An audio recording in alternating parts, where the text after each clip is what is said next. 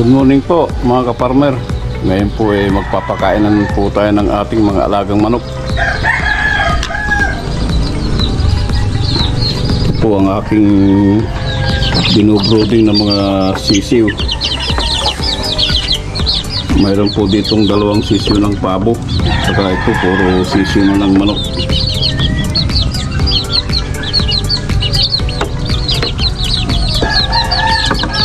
Okay lang po na kasama sila dahil po magkakaedad naman. Saka hindi naman po sila nagtutukaan.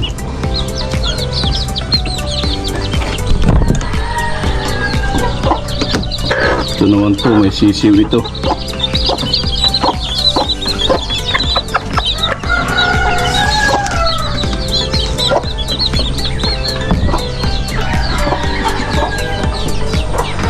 Ito naman po mga alagang native.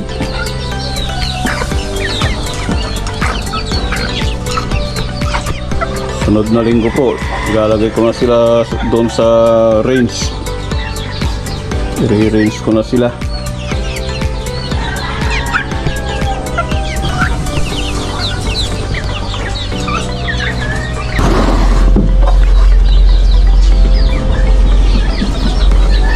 Ito pong mga pagkain ko sa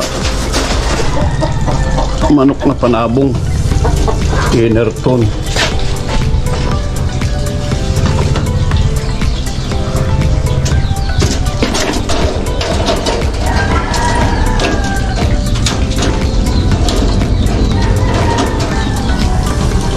Binabasa ko po ng konti yung pagkain nila kasi kapag hindi po binasa, kapag tinutukan nila nagtatasikan, marami pong natatapon.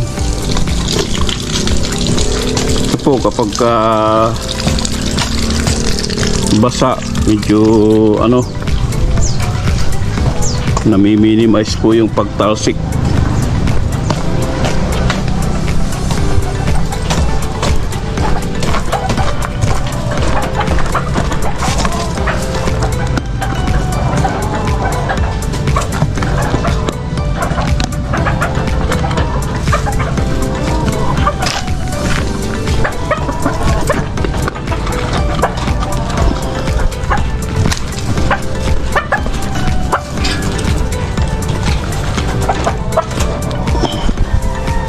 Mamaya ako na lang po lilinisin itong kulungan nila paghapon.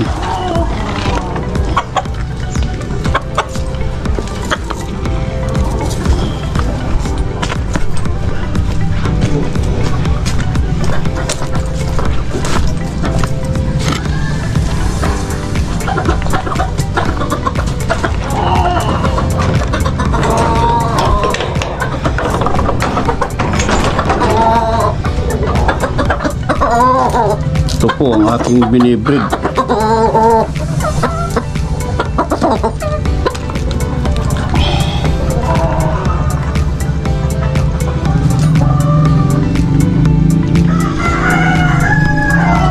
Ay, ito po, mayroong itlog dito. Kaya lang po maitim dahil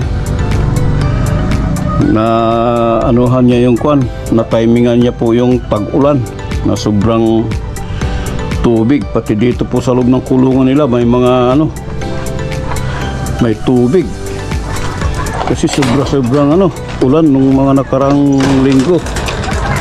Muntik pong bumaha dito sa amin.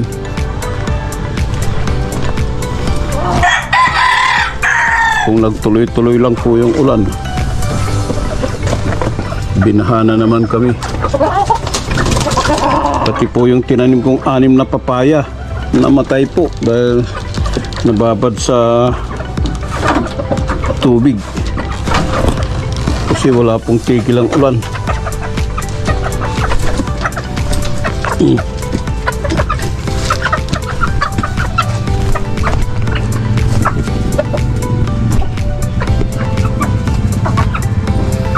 Ito pong mga manok na Texas hindi po sa akin to, sa anak ko na pangalawa.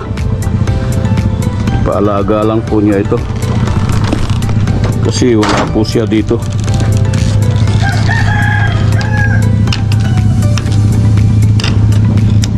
Nakiusap siya na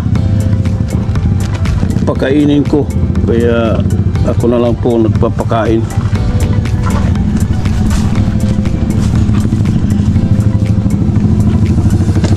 Ngayon po pupunta ako doon sa kabila.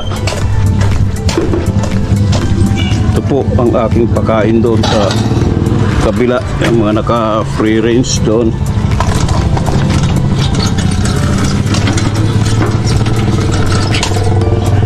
Medyo may kalayuan po dito sa bahay, kaya po ginagamitan ko ng postcard.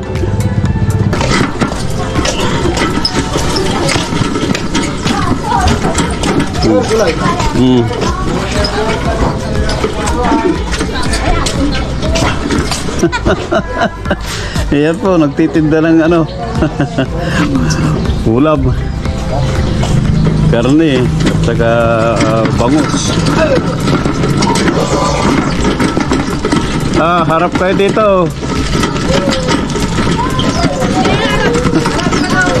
Harap kayo dito. Naka-vlog si Papa. Ay, guwapo. Siyempre, kamusta? Siyempre. Guwapo. Hindi laki itong. Guwapo mga bata, pero pagka magganggang na, wala na, puro.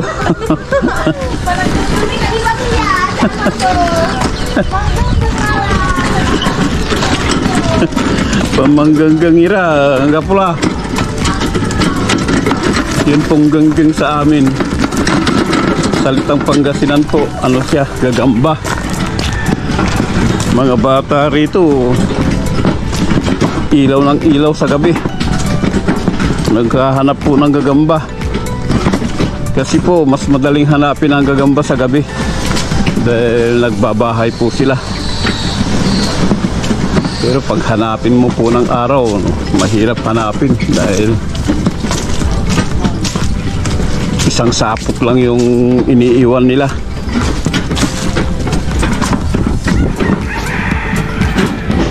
Hindi po katulad ng gabi na nakabahay sila. Panahon po ng gagamba dito sa lugar namin ngayon. Ito po ang aking mga alaga na naka free range.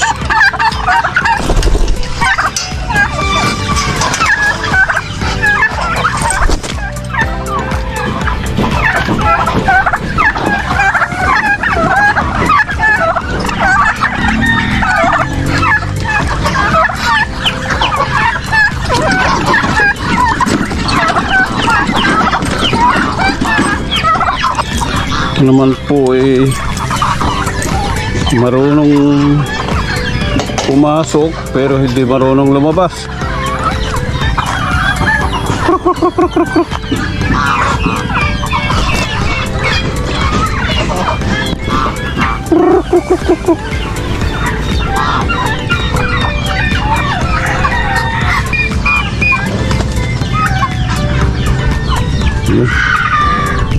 Lumabas din.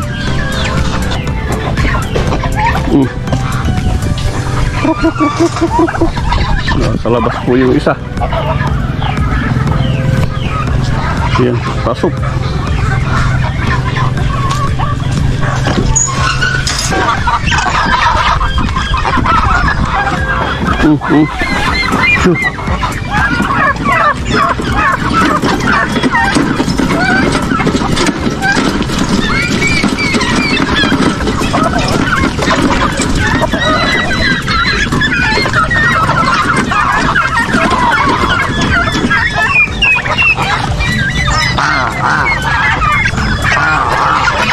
Po, marami naman pong marami naman pong nalaglag na dahon ng dahon ng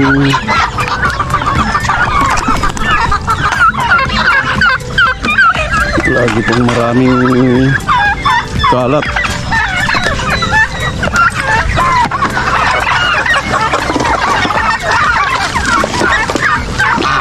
Yan po.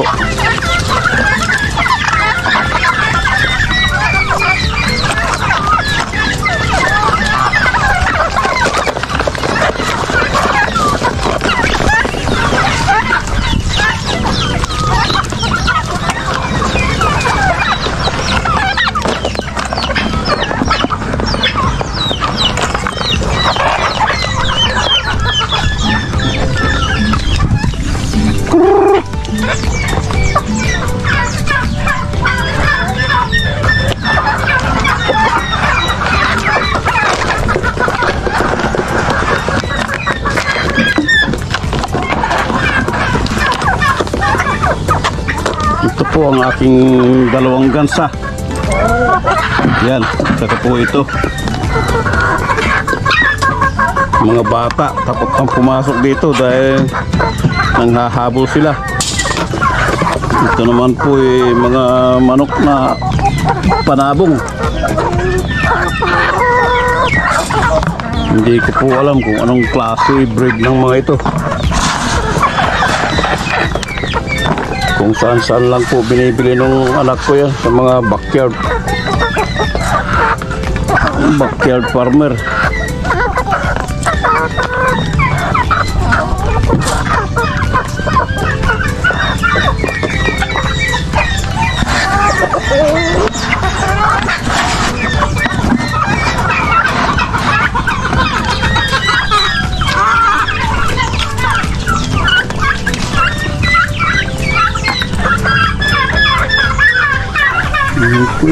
Kalat sila.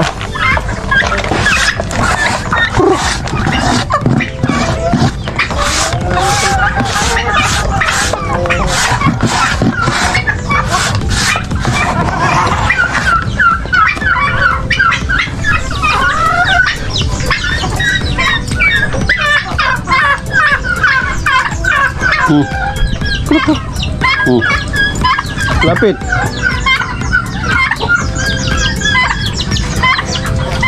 Ang hirap nitong ay marunong pumasok pero hindi marunong lumabas.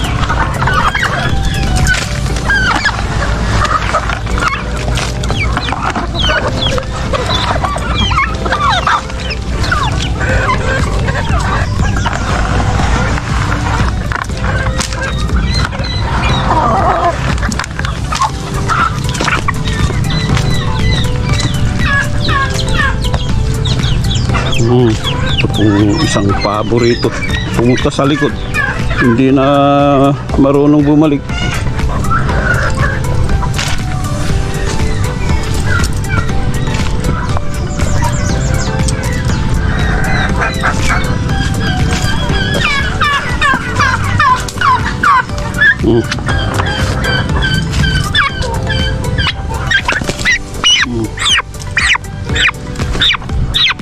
Marunong lumabas, hindi ka marunong bumalik.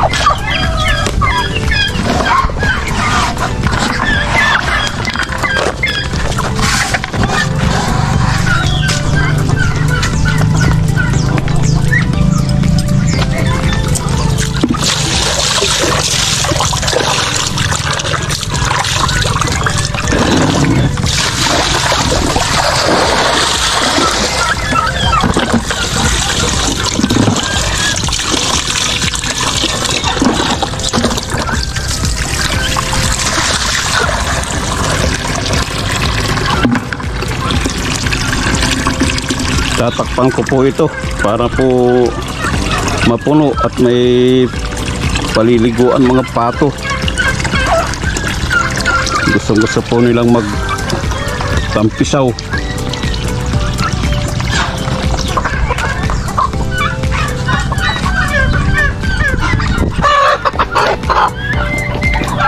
Busog naman. Parang matamlay ito. Paiinumin ko po ng gamot. So, busog naman.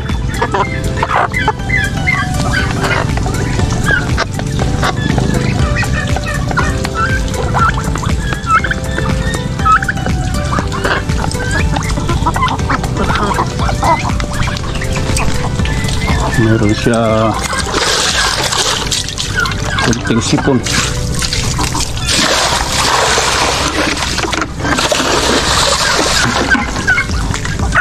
Ngayon po, pakakainin ko naman tong dalawang alaga kong hito. Meron po akong inalagaan ditong dalawa.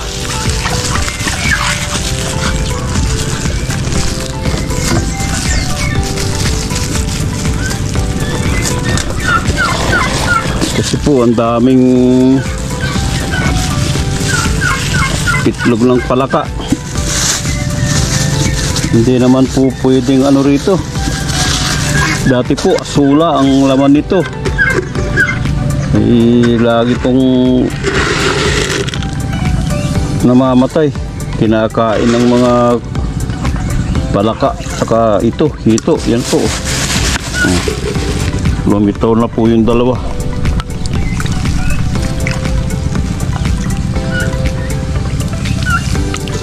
Yan po. Kinakain na nila itong binigay kong pagkain nila.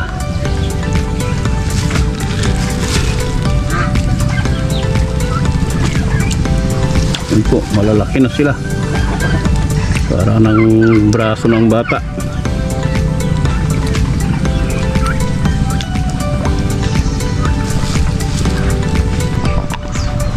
Hanggang dito na lang po mga kaparmer.